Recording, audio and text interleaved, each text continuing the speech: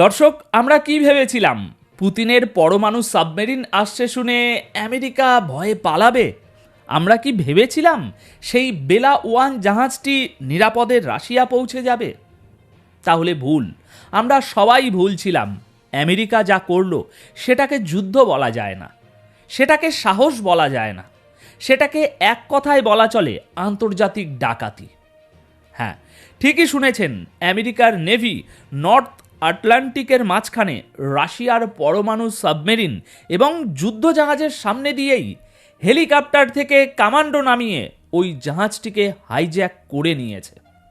তাহলে ভাবুন একবার, নিচে রাশিয়ার সাবমেরিন, পাশে রাশিয়ার যুদ্ধজাহাজ, আর তার মাঝখানে একেবারে সিনেমার কায়দায় আমেরিকার মেরিন কমান্ডোরা দড়ি বেয়ে নামলো, রাশিয়ার ক্রু মেম্বারদের বন্দুকের নলে জিম্মি করলো আর পুরো জাহাজটি দখল করে নিল। কিন্তু ওদিকে পুতিন কি চুপ করে আছেন? মোটেও না। খবর এসেছে পুতিন সরাসরি ডোনাল্ড ট্রাম্পকে বার্তা পাঠিয়েছেন, আমার একজন নাবিকের গায়ে যদি একটা আঁচড় লাগে তবে এর পরিণাম হবে ভয়াবহ। কিন্তু ট্রাম্প, তিনি তো এক কাঠি সরেস। তিনি ঘোষণা করে দিয়েছেন ওই জাহাজে যা কিছু আছে সব এখন আমেরিকার সম্পত্তি।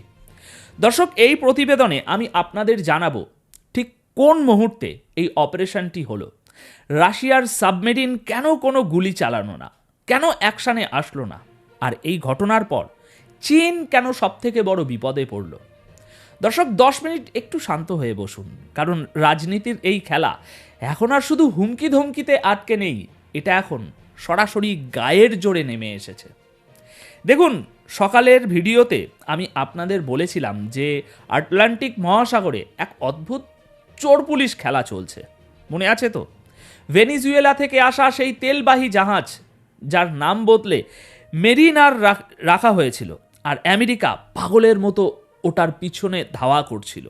আপনারা কমেন্টে হাজার হাজার প্রশ্ন করেছিলেন, ভাই শেষমেশ কি হলো? রাশিয়ার সাবমেরিন কি আমেরিকাকে উড়িয়ে দিল? জাহাজটা কি পালাতে পারলো? এখন আমি আপনাদের সেই উত্তরগুলোই দিতে এসেছি, কিন্তু উত্তরটা শোনার পর আপনার রক্ত গরম হয়ে যাবে। দর্শক, লেটেস্ট রিপোর্ট থেকে যা জানা যাচ্ছে, ঘটনাটি ঘটেছে নর্থ আটলান্টিকে। আমেরিকা জানতো যদি এই জাহাজ একবার রাশিয়ার জলসীমায় ঢুকে পড়ে তবে একে আর ধরা যাবে না, তাই তারা ইন্টারন্যাশনাল ওয়াটার বা আন্তর্জাতিক জলসীমাতেই তাদের অপারেশন চালিয়েছে। রাশিয়া তাদের ডুমসডে সাবমেরিন পাঠিয়েছিল, যুদ্ধজাহাজ পাঠিয়েছিল। উদ্দেশ্য ছিল আমেরিকাকে ভয় দেখানো। তারা ভেবেছিল রাশিয়ার সাবমেরিন দেখলেই আমেরিকা পিছু হটবে, কিন্তু আমেরিকা উল্টো চাল চালল। তারা দেখলো রাশিয়ার সাবমেরিন তো আর রাশিয়ার জাহাজের উপরেই টর্পেডো মারবে না, মানে মিসাইল মারবে না। এই সুযোগটাই তারা নিল। হেলিকপ্টার থেকে কমান্ডো নামলো। রাশিয়ার ক্রু মেম্বাররা হয়তো ভেবেছিল তাদের নেভি তাদের বাঁচাবে, কিন্তু চোখের পলকে আমেরিকান সোলজাররা পুরো ডেক দখল করে নিল। ক্যাপ্টেনকে অ্যারেস্ট করা হলো, আর এখন ওই জাহাজ আমেরিকার কবজায়। কিন্তু দাঁড়ান, গল্পের টুইস্ট এখানে নয়। গল্পের আসল টুইস্ট হলো এই জাহাজটি ধরা পড়ার পর ডোনাল্ড ট্রাম্প যা বললেন সেটা শুনে মনে হচ্ছে তিনি কোনো দেশের প্রেসিডেন্ট নন, তিনি যেন কোনো মাফিয়া ডন হয়ে গিয়েছে। আসুন একটু গভীরে যাই। আমেরিকা কেন এত মরিয়া হয়ে এই জাহাজটি ধরল? শুধু কি তেল? না ভাই, ব্যাপারটা এত সরল নয়। আমেরিকা দাবি করছে এই জাহাজটি তাদের নিষেধাজ্ঞা অমান্য করেছে। এটাকে তারা বলছে শ্যাডো ফ্লিট, মানে যেসব জাহাজ লুকিয়ে চুরিয়ে তেল পাচার করে। কিন্তু প্রশ্ন হলো, জাহাজটি তো আন্তর্জাতিক জলসীমায় ছিল। রাশিয়ার পররাষ্ট্র মন্ত্রণালয় চিৎকার করে করে বলছে এটা আন্তর্জাতিক ম্যারিটাইমস লয়ের লঙ্ঘন, এটা উস্কানিমূলক আচরণ। কিন্তু কে শোনে কার কথা? ডোনাল্ড ট্রাম্প এখন ক্ষমতায়, তিনি সোজা জানিয়ে দিয়েছেন ভেনিজুয়েলা থেকে আসা এই তেল এখন আমেরিকার। তিনি একটা হিসাবও দিয়েছেন, প্রায় 30 থেকে 50 মিলিয়ন ব্যারেল তেল, যার বাজার মূল্য $2.8 বিলিয়ন, মানে প্রায় $3 বিলিয়ন ডাকাতি। ট্রাম্প টুইট করে সোশ্যাল মিডিয়ায় জানিয়েছেন এই তেল মার্কেট প্রাইসে বেচা হবে, আর সেই টাকা জমা হবে আমেরিকার অ্যাকাউন্টে। তিনি বলছেন এই টাকা নাকি ভেনিজুয়েলা এবং আমেরিকার মানুষের ভালোর জন্য খরচ করা হবে। দর্শক, এটা হাস্যকর নয় কি? আপনি আমার ঘরে ঢুকে আমার জিনিস চুরি করবেন, তারপর সেটা বাজারে বেচে বলবেন এই টাকাটা আমি তোমার ভালোর জন্যই রাখলাম। একেই বলে আমেরিকার ডেমোক্রেসি। সবচেয়ে বড় কথা, এই অপারেশনের সময় রাশিয়ার সাবমেরিন এবং ওয়ারশিপ কিন্তু খুব কাছেই ছিল। রয়টার্সের রিপোর্ট অনুযায়ী তারা সব কিছু দেখছিল, কিন্তু তারা ফায়ার করেনি। কেন জানেন? কারণ পুতিন এখনই তৃতীয় বিশ্বযুদ্ধ শুরু করতে চাননি। তিনি জানতেন একটা মিসাইল মানেই নিউক্লিয়ার ওয়ার। কিন্তু পুতিনের এই ধৈর্যকে আমেরিকা দুর্বলতা ভাবছে, আর এটাই হতে পারে আমেরিকার ইতিহাসের সবচেয়ে বড় ভুল। এখন আপনারা হয়তো ভাবছেন, ভাই এই খেলায় তো রাশিয়া আর আমেরিকার মারামারি, চীন মাঝখান থেকে কোথা থেকে ঢুকে পড়ল? এখানেই তো আসল জিওপলিটিক্যাল গেম। ভালো করে বুঝুন, ভেনিজুয়েলা হলো বিশ্বের অন্যতম বৃহৎ তেলের খনি, কিন্তু তাদের টাকা নেই। চীন গত কয়েক বছর ধরে ভেনিজুয়েলাকে বিলিয়ন বিলিয়ন ডলার ঋণ দিয়েছে। শর্ত ছিল একটাই, টাকার বদলে ভেনিজুয়েলা চীনকে তেল দেবে, অর্থাৎ চীনের অ্যাডভান্স পেমেন্ট করা আছে। এখন আমেরিকা কি করেছে? আমেরিকা নিকোলাস মাদুরোকে সরিয়ে ভেনিজুয়েলার পুরো তেলের নিয়ন্ত্রণ নিয়ে নিয়েছে। ট্রাম্প ঘোষণা করেছেন ভেনিজুয়েলার তেল এখন শুধু আমেরিকার কথা মতো চলবে। এর মানে কি দাঁড়ালো? এক, চীন যে বিলিয়ন বিলিয়ন ডলার ইনভেস্ট করেছিল সেটা পুরো জলে গেল। দুই, ভেনিজুয়েলা থেকে চীন যে সমস্ত তেল পেত সস্তা দরে সেটা আমেরিকা বন্ধ করে দিচ্ছে। তিন, আমেরিকা চীনকে বলছে তোমাদের তেল লাগবে, ভেনিজুয়েলা থেকে পাবে না, রাশিয়া থেকেও পাবে না, ইরান থেকেও পাবে না। তেল কিনতে হলে আমার কাছে এসো, আমেরিকার তেল কেনো, সেটাও আবার ডবল দামে। চীন এখন বুঝতে পারছে এটা শুধু একটা জাহাজ ধরার ঘটনা নয়, এটা চীনের অর্থনীতির একেবারে টুটি চেপে ধরার মতো চক্রান্ত।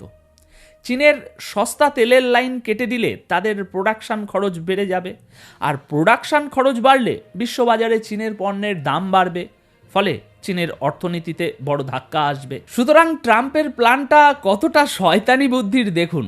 এক ঢিলে 3 পাখি মারলেন। রাশিয়ার জাহাজ ধরলেন, পুতিনকে অপমান; ভেনিজুয়েলার তেল দখল করলেন, টাকা কামালেন; আর চীনের সাপ্লাই লাইন কেটে দিলেন, সবচেয়ে বড় শত্রুকে দুর্বল করলেন। তাহলে এখন সবথেকে বড় প্রশ্ন হলো, পুতিন কি এই অপমান হজম করবেন? রাশিয়ার প্রেসিডেন্ট ভ্লাদিমির পুতিন, যিনি একসময় কেজিবির এজেন্ট ছিলেন, তিনি কি এত সহজে ছেড়ে দেবেন? দেখুন, ইতিমধ্যেই ক্রেমলিন থেকে কড়া বার্তা এসেছে। পুতিন বলেছেন, আমার নাবিকদের যদি অবিলম্বে মুক্তি না দেয়া হয় আর জাহাজ ফেরত না দেয়া হয়, তবে এর পরিণাম আমেরিকার জন্য ভালো হবে না। পুতিন ট্রাম্পকে মনে করিয়ে দিয়েছেন যে রাশিয়ার হাইপারসনিক মিসাইল আমেরিকার ডিফেন্স সিস্টেমকে 1 সেকেন্ডে ছাই করে দিতে পারে। বিশ্লেষকরা বলছেন, পুতিন হয়তো এবার পাল্টা চাল চালবেন। তিনি হয়তো আমেরিকার কোনো বাণিজ্যিক জাহাজ অথবা তিনি ল্যাটিন আমেরিকায় বা কিউবার কাছে নতুন করে নিউক্লিয়ার মিসাইল মোতায়েন করতে পারেন। দর্শক, রিপোর্টে কিন্তু একটা কথা খুব গুরুত্ব দিয়ে বলা হয়েছে, আমেরিকা রাশিয়ার অয়েল রিফাইনারি বা তেলের শোধনাগারগুলো যেগুলো ইউরোপ বা আফ্রিকায় আছে সেগুলোও দখল করার চেষ্টা করছে। মানে রাশিয়াকে অর্থনৈতিকভাবে পঙ্গু করার ছক। কিন্তু মনে রাখবেন, রাশিয়া কোনো ছোটোখাটো দেশ নয়। কোণঠাসা বাঘ সবথেকে বেশি ভয়ঙ্কর হয়। পুতিন যদি দেখেন যে তার পিঠ দেয়ালে ঠেকে গেছে, তিনি হয়তো এমন কোনো পদক্ষেপ নেবেন যা বিশ্বকে কাঁপিয়ে দেবে। হতে পারে তিনি চীনের সাথে মিলে যৌথ কোনো সামরিক মহড়া শুরু করবেন, একদম আমেরিকার ঘরের কাছে। ট্রাম্প ভাবছেন তিনি জিতছেন, তিনি হয়তো ডলার কামাচ্ছেন, কিন্তু তিনি অজান্তেই রাশিয়া এবং চীনকে একজোট হয়ে আমেরিকার বিরুদ্ধে চূড়ান্ত যুদ্ধের জন্য প্রস্তুত করছেন। দর্শক, পরিস্থিতি এখন আর স্বাভাবিক নেই। এটা এখন আর কোল্ড ওয়ার বা স্নায়ু যুদ্ধ নয়, এটা হট ওয়ারের দিকে যাচ্ছে। আমেরিকা ভাবছে তারা বিশ্বের পুলিশ, তারা যা খুশি তাই করতে পারে। অন্যের জাহাজ ধরবে, অন্যের তেল বেচে দেবে, অন্যের নাবিকদের কিডন্যাপ করবে। কিন্তু ইতিহাস সাক্ষী, দম্ভের পতন অনিবার্য। আজ আমেরিকা রাশিয়ার জাহাজ ধরেছে, কাল হয়তো রাশিয়া আমেরিকার কোনো শহরকে টার্গেট করবে। মাঝখান থেকে ভুগতে হবে আমার আপনার মতো সাধারণ মানুষকে। তেলের দাম বাড়বে, জিনিসের দাম বাড়বে, বিশ্বজুড়ে অস্থিরতা তৈরি হবে। এখন আপনাদের কাছে আমার প্রশ্ন, ডোনাল্ড ট্রাম্পের এই কাজকে কি আপনারা সমর্থন করেন? একে কি আপনারা কৌশল বলবেন না ডাকাতি? এবং আপনারা কি মনে করেন পুতিন এবার পাল্টা আঘাত করবেন নাকি চুপচাপ এই অপমান মেনে নেবেন? আপনাদের মতামত নিচে কমেন্ট করে অবশ্যই জানান। আর হ্যাঁ, এই জিওপলিটিক্যাল ড্রামা প্রতি মুহূর্তে পাল্টাচ্ছে। পরবর্তী আপডেটে হয়তো আমি আপনাদের যুদ্ধের খবর দেব, তাই সেই আপডেট মিস না করতে চাইলে এখনই চ্যানেলটি সাবস্ক্রাইব